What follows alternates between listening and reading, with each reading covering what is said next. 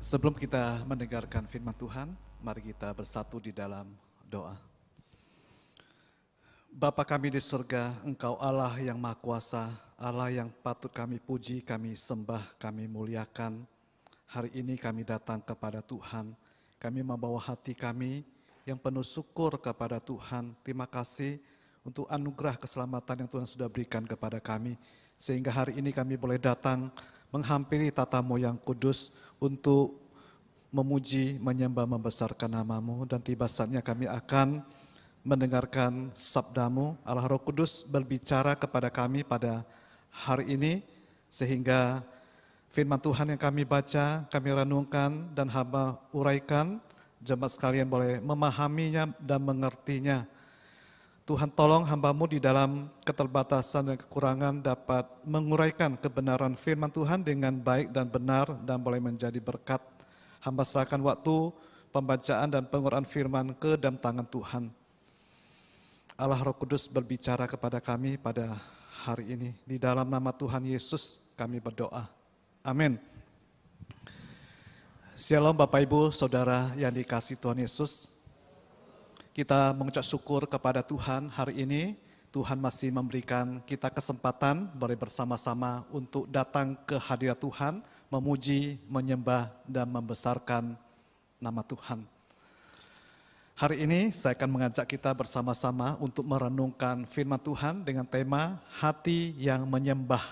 Mari kita membuka kitab Yeremia pasal yang ke-7 ayat 1 hingga 7. Kitab Yeremia pasal 7 ayat 1 hingga ke-7. Firman Tuhan berkata demikian, khotbah Yeremia mengenai bait suci. Firman yang datang kepada Yeremia dari Tuhan bunyinya, berdirilah di pintu gerbang rumah Tuhan, serukanlah di sana firman ini dan katakanlah, dengarlah firman Allah. Hai sekalian orang Yehuda yang masuk melalui semua pintu gerbang ini untuk sujud menyembah kepada Tuhan.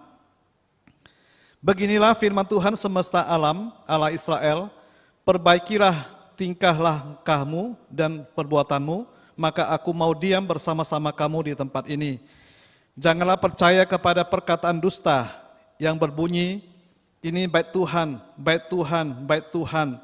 Melainkan jika kamu sungguh-sungguh memperbaiki tingkah langkahmu dan perbuatanmu, jika kamu sungguh-sungguh melaksanakan keadilan di antara kamu masing-masing, tidak menindas orang asing, yatim dan janda, tidak menumpahkan darah orang yang tak bersalah di tempat ini, dan tidak mengikuti Allah lain yang menjadi kemalanganmu sendiri.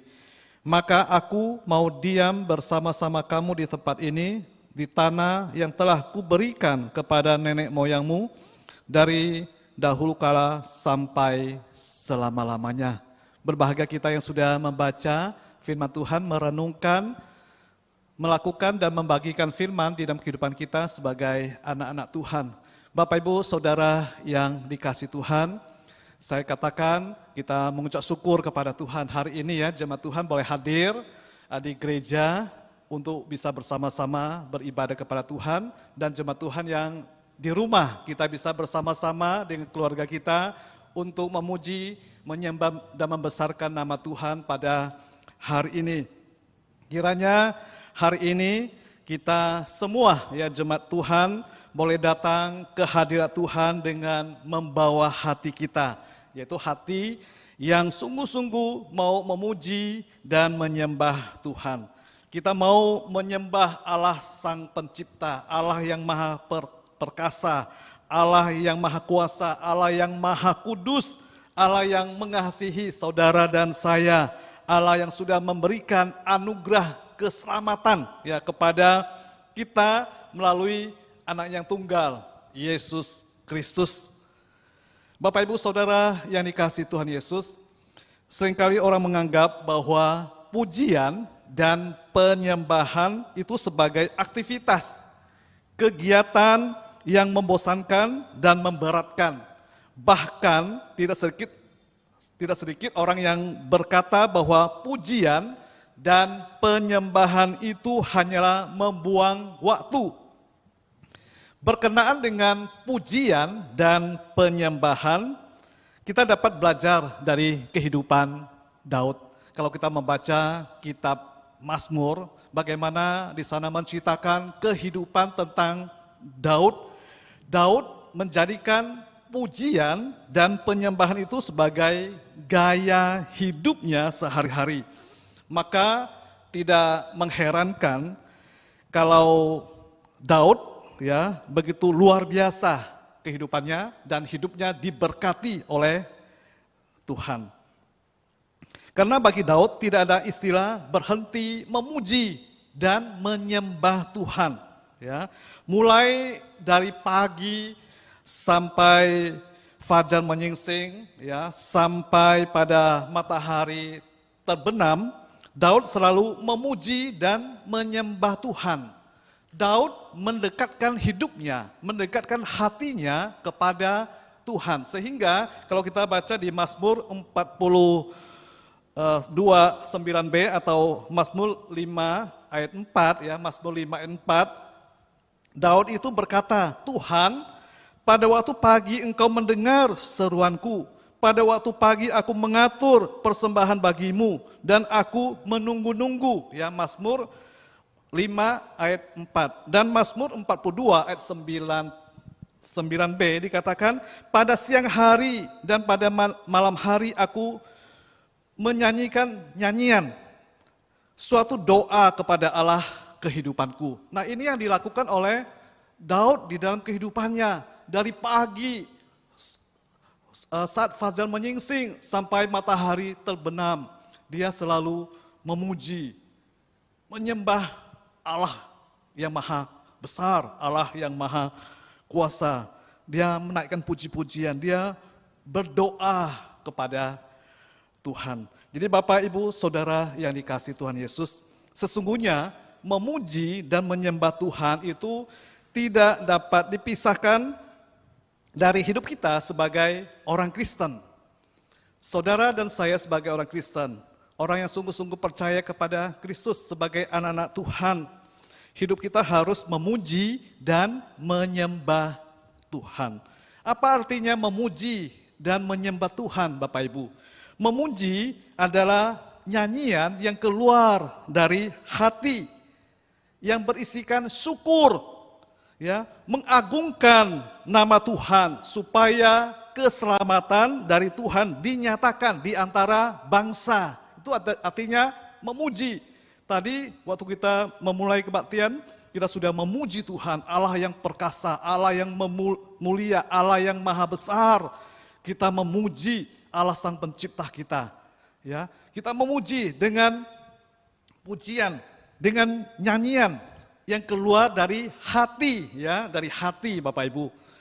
Yang berisikan apa? Syukur, ya, bersyukur kepada Tuhan untuk anugerah keselamatan yang Tuhan sudah berikan kepada kita, untuk kebaikan Tuhan, pimpinan, pertolongan, pemeliharaan Tuhan, untuk kehidupan yang Tuhan sudah berikan kepada kita. Kita bersyukur, berterima kasih kepada Tuhan. Kita menganggungkan, membesarkan nama Tuhan. Supaya apa? Supaya keselamatan dari Tuhan dinyatakan di antara bangsa. Ketika kita memuji, menyembah Tuhan, orang melihat kehidupan kita, pujian kita. Mereka bisa memuliakan Tuhan, bisa percaya kepada Tuhan, ya, kepada Tuhan.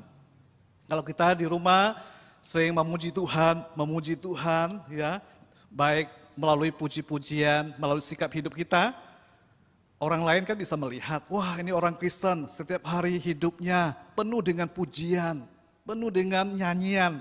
Dia bisa menyembah Tuhan, mereka melihat ada keselamatan di dalam dirinya, sehingga mereka bisa juga percaya kepada Tuhan. Ya, itu yang harus kita lakukan di dalam kehidupan kita melalui puji-pujian. Jadi Bapak Ibu, memuji bisa kita lakukan secara langsung, yaitu dengan mengeluarkan suara dan di dalam hati, Bapak Ibu, ya. Jadi ada berbagai cara memuji yang dikehendaki Allah ya, yaitu bertepuk tangan. Adalah memuji Tuhan dengan memuji Tuhan dengan bertepuk tangan, dengan berdiri, dengan bersorak-sorai, dengan suara yang nyaring, dengan memainkan musik, ya, musik. Juga sujud menyembah. Kalau kita melihat kebaktian di gereja Katolik sebelum mereka masuk waktu mereka masuk ke ruang gereja yang maha kudus gitu ya, sebelum duduk mereka bersujud ya, bersujud baru duduk ya, itu gaya hidup ya, itu mereka lakukan, datang ke hadirat Tuhan bersujud atau berlutut lalu duduk. Sujud menyembah ya, jadi memuji Tuhan juga melakukan sujud menyembah. Apa artinya menyembah Bapak Ibu? Kata menyembah, bahasa Ibraninya adalah sahah, mempunyai dua pengertian. Pengertian pertama adalah merendahkan diri. Jadi kita datang merendahkan diri di hadapan Tuhan. Jadi orang yang merendahkan diri akan merasakan bahwa ia tidak ada mempunyai apa-apa yang patut dibanggakan di hadapan Tuhan. Jadi kita manusia lemah, terbatas dan penuh dengan kekurangan. Kita membutuhkan Tuhan yang maha kuasa, yang tidak terbatas, yang maha besar untuk menopang hidup kita. Jadi orang yang merendahkan diri di hadapan Tuhan, ia tidak mempunyai sikap sombong. Ia selalu hidup bergantung kepada Tuhan.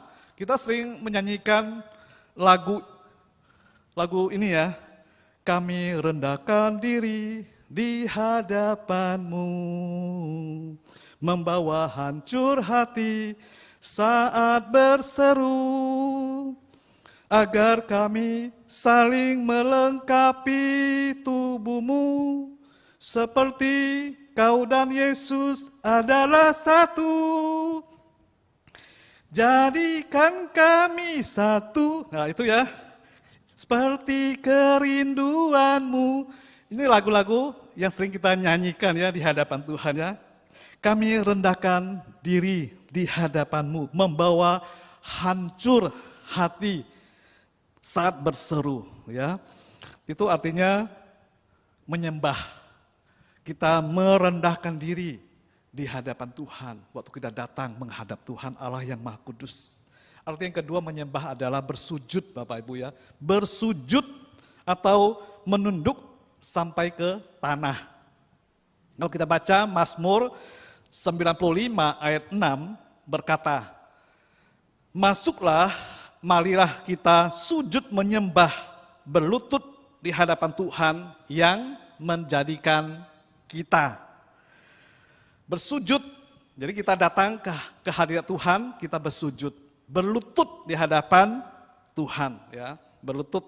Sekali kita berdoa kita berlutut ya di hadapan Tuhan, bersujud ya, berlutut berdoa kepada Tuhan. Orang Yahudi ya kalau mereka menyembah Tuhan, masuk ke bait Allah, ya mereka akan melakukan dengan bersujud ya, bersujud. Orang Muslim juga kan kalau beribadah atau menyembah pasti akan bersujud ya. Menundukkan kepalanya sampai ke tanah, ya bersujud. Bersujud. Jadi orang Yahudi ya bersujud, menundukkan kepalanya sampai ke tanah. Jadi Bapak Ibu yang dikasih Tuhan Yesus, Allah itu rindu ya supaya kita memiliki hati yang menyembah. Jadi arti yang ketiga, menyembah adalah percakapan antara Tuhan dengan manusia. Itu menyembah. Waktu kita datang kepada Tuhan, kita bercakap-cakap dengan Tuhan. Kita berbicara dengan Tuhan. Karena Allah kita ada Allah roh dan kita punya roh. Jadi kita punya relasi dengan Tuhan. Kita bisa bercakap-cakap, membangun relasi yang intim, yang dekat dengan Tuhan. Selalu setiap hari kita bercakap-cakap dengan Tuhan. Itu adalah menyembah. Jadi Bapak Ibu, hati yang mau merendahkan diri di hadapan Tuhan, bersujud kepada Tuhan dan selalu bercakap-cakap, ya, membangun hubungan yang intim dengan Tuhan. Jadi Bapak Ibu, Tuhan Allah itu melihat hati kita. Allah itu melihat hati kita. Apakah hati kita sungguh-sungguh cinta Tuhan atau hati yang mau datang, merendahkan diri, bersujud, ada hubungan yang dekat, yang intim dengan Tuhan. Nah itu Tuhan melihat hati kita waktu kita menyembah Tuhan. Jadi Bapak Ibu, motivasi kita memuji dan menyembah itu hanyalah untuk hormat, kemuliaan, dan menyenangkan hati Allah. Saya yakin percaya kita datang hari ini di tempat ini, di gereja, pasti kita punya membawa hati yang menghormati Tuhan. Ingin memuliakan nama Tuhan dan ingin menyenangkan hati Tuhan. Jadi oleh karena itu memuji, menyembah Tuhan yang harus kita lakukan dengan segenap hati, Bapak Ibu ya, dengan segenap hati. Artinya segenap hati yaitu menggunakan seluruh hati dan pikiran kita yang sungguh-sungguh tertuju kepada Tuhan. Jadi Bapak Ibu yang dikasihi Tuhan Yesus, ketika kita memuji dan menyembah Tuhan dengan segenap hati, maka pujian akan membaca hati kita. Pujian-pujian yang kita nyanyikan akan membaca hati kita. Apakah hati kita sungguh-sungguh untuk Tuhan atau tidak? Ya, itu bisa dibaca ya hati kita. Jadi Bapak Ibu, Saudara yang dikasihi Tuhan Yesus, sebelum kita percaya kepada Tuhan Yesus Kristus, rohani kita adalah mati. Rohani yang mati tidak bisa bersyukur kepada Tuhan dan tidak dapat menyembah Tuhan. Kita masih hidup di dalam dosa dan keinginan daging. Setelah kita percaya kepada Yesus Kristus, rohani kita menjadi hidup kembali. Ya, sehingga kita dapat bersyukur, berdoa, memuji, dan menyembah Tuhan. Jadi hati yang menyembah Tuhan. Hati, berbicara hati ya, hati adalah pusat dan kehendak manusia. Hati menunjukkan kepada pikiran, kehendak, emosi, dan perasaan manusia di dalam menyembah Tuhan. Bapak Ibu, jika hati kita gelisah, gundah gulana, tidak ada ketenangan, pikiran kita kacau, dan hati kita penuh dengan dosa, maka penyembahan kita tidak akan berkenan kepada Tuhan. Itulah sebabnya Bapak Ibu, firman Tuhan yang kita baca melalui Nabi Yeremia mengingatkan orang Yehuda, orang-orang Israel yang mau masuk ke Bait Allah untuk menyembah kepada Tuhan, mereka harus menguduskan hatinya. Mereka harus menyucikan hatinya supaya layak dan kudus di hadapan Tuhan. Orang Yehuda tidak boleh sembarangan masuk ke dalam Bait Allah. Seperti firman Tuhan yang kita baca tadi. Tidak boleh sembarangan masuk ke Bait Allah. Mengapa mereka tidak boleh sembarangan masuk ke Bait Allah? Karena Bait Allah adalah tempat yang kudus, tempat kehadiran Allah. Jadi sebelum orang Israel masuk ke Bait Allah untuk menyembah Allah, maka mereka harus memperbaiki tingkah langkah. Ayat ketiga ya, mereka harus memperbaiki tingkah langkah dan perbuatannya. Maka Allah mau diam bersama-sama kamu di tempat ini. Itu satu perintah firman Tuhan kepada Yeremia supaya sampaikan kepada umat Yehuda yang mau masuk ke Bait Allah untuk menyembah Allah, mereka harus menyucikan hati, menguduskan hatinya supaya layak di hadapan Tuhan, memperbaiki tingkah langkah dan perbuatannya. Jadi Bapak Ibu, kita melihat di sini untuk memasuki Bait Allah, orang Israel harus melakukan dua hal, ya, yaitu yang pertama memperbaiki tingkah langkah. tingkah langkah. Apa itu tingkah langkah? Yaitu memperbaiki tingkah laku, ya, tingkah laku, sikap hidup, karakter, dan sifat yang jelek yang harus diperbaiki. Ya, itu ya tingkah langkah ya. Tingkah laku, sikap hidup, karakter, sifat yang jelek, ya, yang jelek itu harus diperbaiki baru bisa masuk ke bait Allah. Yang kedua adalah memperbaiki perbuatan, yaitu tidak melakukan hal-hal yang merugikan orang lain, ya. Tidak melakukan ketidakadilan dikatakan di sini ya. Tidak menindas orang asing, anak yatim dan janda.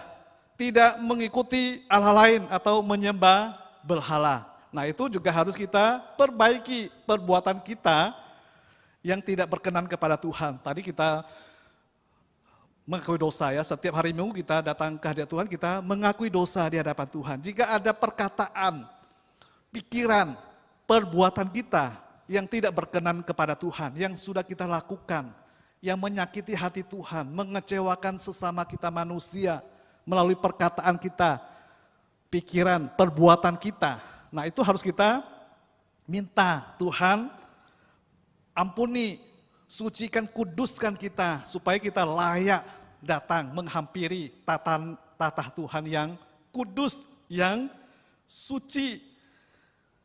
Nah, itu perbuatan ya, tadi perbuatan yang kita lakukan, yang tidak berkenan kepada Tuhan. Ya, segala kejahatan ya. Tidak melakukan tindakan dosa, tidak melakukan kejahatan, tidak melakukan sesuatu hal yang merugikan orang lain, tidak melakukan ketidakadilan, tidak menindas orang asing, anak yatim, janda, tidak mengikuti Allah lain, ya, atau menyembah berhala. Itu harus kita perbaiki segala perbuatan. Itu firman Tuhan ya mengatakan.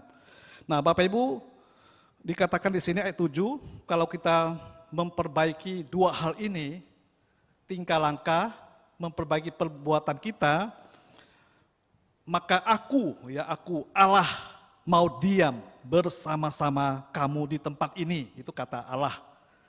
Di tanah yang telah kuberikan kepada nenek moyangmu dari dahulu kala sampai selama-lamanya. Itu ayat 7 ya. Allah mau berdiam bersama-sama dengan kamu di tempat ini.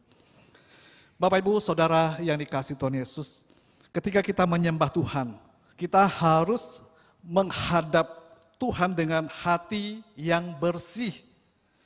Dengan hati yang bersih, ya, murni dan kudus, baru kita bisa bertemu Allah. Kitab Mazmur 22 ayat 4 berkata demikian. Mazmur 22 ayat 4 berkata demikian. Padahal engkaulah yang kudus, yang bersemayam di atas puji-pujian orang Israel. Nah, Bapak Ibu, kita melihat kata bersemayam, ya. Kata bersemayam di sini artinya duduk, ya, duduk, tinggal, diam, hadir di atas puji-pujian. Jadi Allah yang Maha Kudus, yang hadir, diam, tinggal, duduk di atas puji-pujian orang Israel. Ya. Jadi Rasul Paulus di dalam suratnya 1 Korintus pasal 3 ayat 16 sampai 17 juga dengan jelas mengatakan kepada kita, tidak tahukah kamu bahwa kamu adalah bait Allah dan bahwa Roh Kudus diam di dalam kamu. Jika ada orang yang membinasakan bait Allah, maka Allah akan membinasakan dia. Sebab bait Allah adalah kudus dan bait Allah ialah kamu. Saudara saya, kita adalah bait Allah yang kudus, tempat kehadiran Allah, tempat diamnya Allah. Jadi tubuh kita, hati kita adalah bait Allah. Jadi sebagai tempat yang kudus dan tempat kehadiran Allah, maka hati kita harus dipisahkan dan dikhususkan atau dikuduskan untuk Tuhan. Injil Matius pasal yang kelima ayat 8, Yesus berkata, berbahagialah orang yang suci hatinya, karena mereka akan melihat Allah. Ini ada satu perkataan Tuhan Yesus yang sangat penting. Berbahagialah, diberkatilah orang yang suci hatinya, yang kudus hatinya, karena mereka akan melihat Allah. Jadi hati, saya katakan tadi, hati merupakan pusat kehidupan dan kehendak manusia. Sehingga hati yang suci merupakan sesuatu yang penting, karena hal itu mempengaruhi seluruh kehidupan kita. Kalau kita baca di Matius pasal 15 ayat 18-19 itu sangat jelas ya, memberitahukan kepada kita bagaimana hati itu sangat penting, bisa mempengaruhi seluruh kehidupan kita. Bapak Ibu yang dikasihi Tuhan Yesus, bagaimana kita bisa memiliki hati yang suci, hati yang kudus? Yaitu yang pertama, kita harus beriman kepada Tuhan Yesus Kristus. Kita harus sungguh-sungguh beriman, percaya kepada Tuhan Yesus Kristus. Bisa kita baca di Kisah Rasul pasal 15 ayat 9. Yang kedua, kita harus belajar firman Tuhan. Belajar terus-menerus firman Tuhan, membaca, ya, belajar firman. Roma 3 ayat 20. Yang ketiga adalah kita harus mengintrospeksi diri, Bapak Ibu, mengevaluasi diri. Selalu menjaga hati kita dari segala kewaspadaan, ya, Amsal 4 ayat 23. Introspeksi diri kita. Selidiki hati kita, evaluasi diri kita, apakah hati kita sungguh-sungguh suci murni di hadapan Tuhan. Kalau ada kotoran-kotoran harus kita bersihkan di dalam hati kita ya. Evaluasi, introspeksi diri kita di hadapan Tuhan.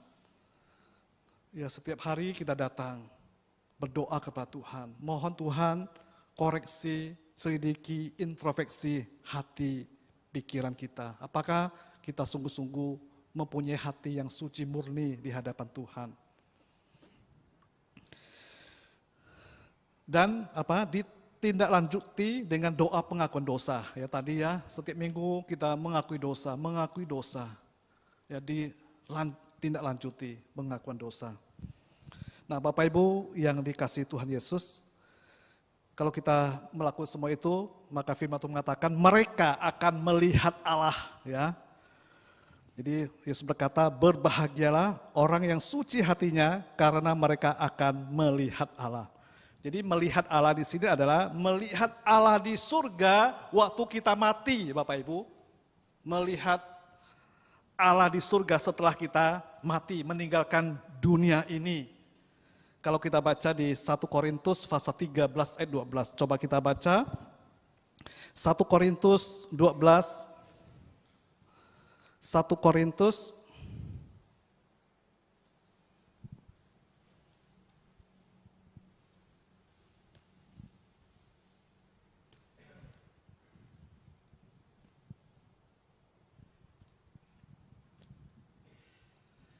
1 Korintus pasal 13 ayat 12.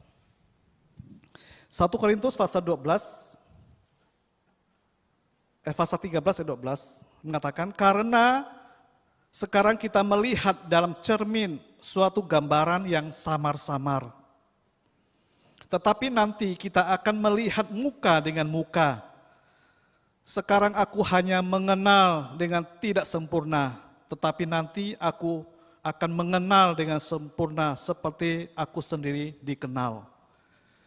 Jadi Bapak Ibu, saudara saya akan dikenal oleh Allah. Kalau kita sungguh-sungguh menjaga hati kita di hadapan Tuhan, suci yang hati, kita akan melihat Allah. Kita akan melihat Allah di sorga nantinya setelah kita meninggalkan dunia ini. Kita akan bertemu muka dengan Bapa di sorga. Kita masih di dunia, kita melihat dengan cermin suatu gambaran yang sama-sama. Tapi nanti kita akan melihat muka dengan muka. Sekarang aku hanya mengenal tidak sempurna, tetapi nanti setelah kita meninggalkan dunia ini, kita masuk dalam kerajaan Allah, aku akan mengenal dengan sempurna. seperti aku sendiri kenal. Nah ini melihat Allah di surga setelah kita meninggalkan dunia ini. Yang kedua, melihat Allah di dunia ini. Ya, kalau kita suci hatinya kita akan melihat Allah di dunia ini. Jadi pada waktu kita masih hidup, Bapak Ibu ya, masih hidup artinya jadi orang yang murni suci hatinya akan merasakan kehadiran Allah dan mengalami persekutuan yang indah dengan Allah.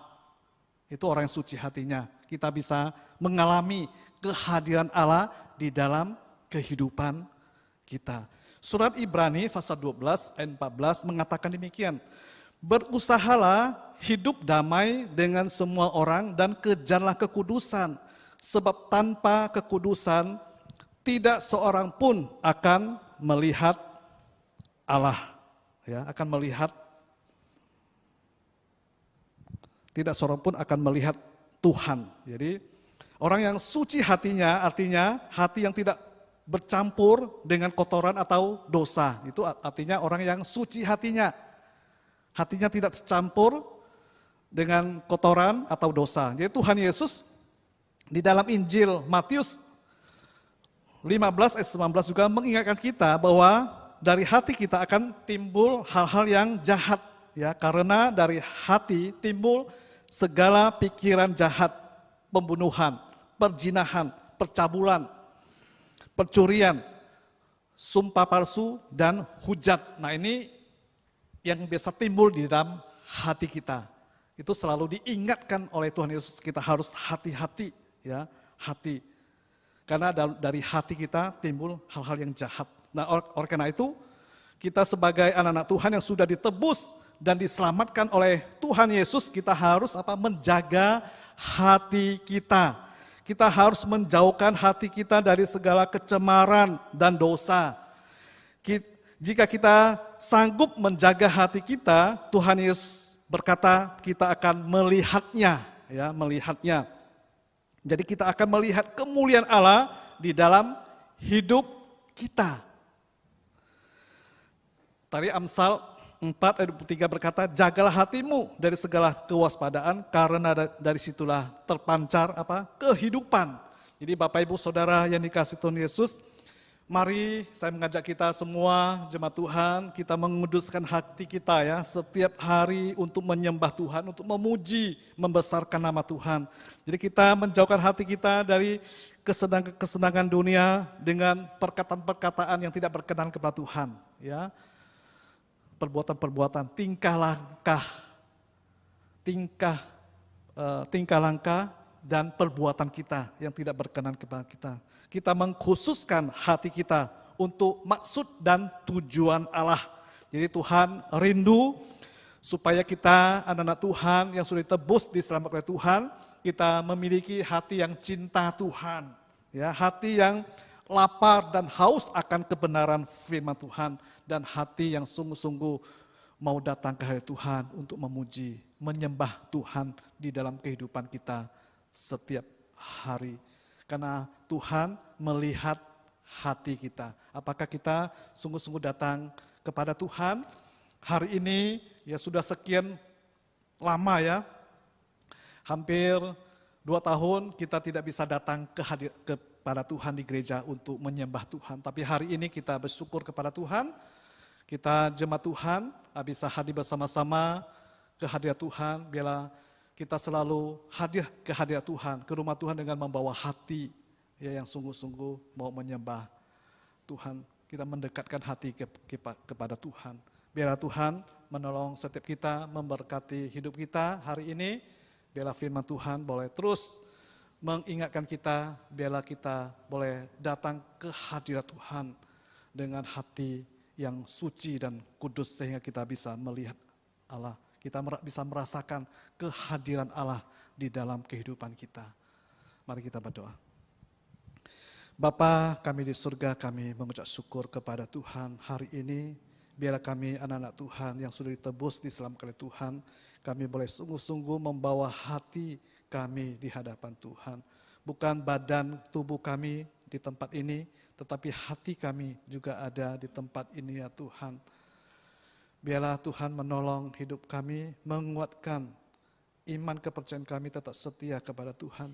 Jika ada tingkah langkah, tingkah laku, sikap hidup, karakter, sifat, perbuatan, pikiran kami yang tidak berkenan kepada Tuhan, Tuhan suci kuduskan kami, ampunilah kami ya Bapa, supaya kami boleh memiliki hati yang bersih murni di hadapan Tuhan. Terima kasih Bapa, berkati jemaat Tuhan yang sudah hadir pada hari ini di gereja maupun yang ada di rumah kami masing-masing. Kami boleh sungguh-sungguh memiliki hati yang memuji, menyembah Tuhan. Di dalam nama Tuhan Yesus, Allah kami yang hidup, kami berdoa. Amin.